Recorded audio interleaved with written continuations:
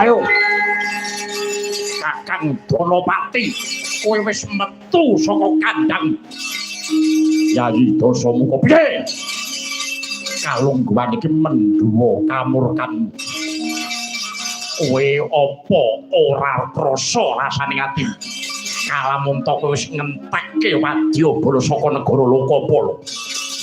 Apa kurang trima rasane atimu nggonmu jejuwing marang atine kakangmu ing negara Lokapala? Bro, aidep.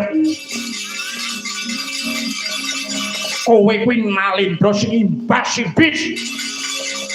Nalendra sing ingkang-ingih parandene negara. Tak jaluk kok arep mbok ulungke iki janjane iki Nalendra sing kepiye?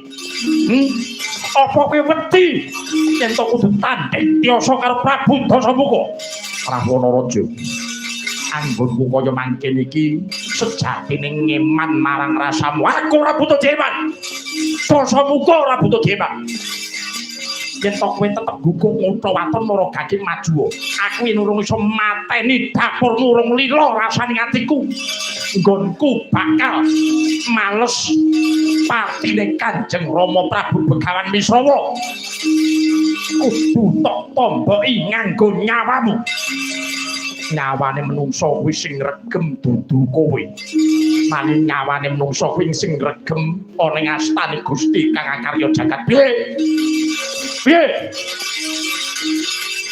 Kowe kandha yen to nyawamu sing ngasta Gusti kang akarya jagat ora usah gawa-gawa jenenge Gusti.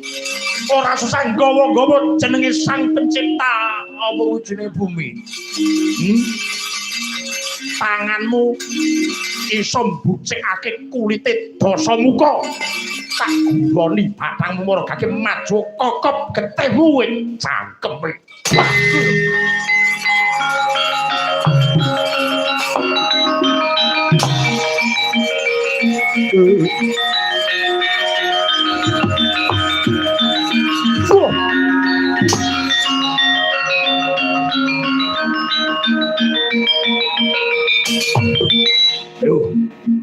Seneng kowe.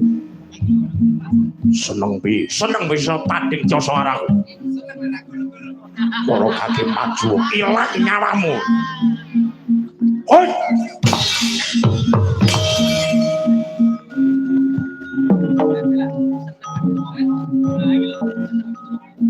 Hoi. Pun. Siar. Hoi.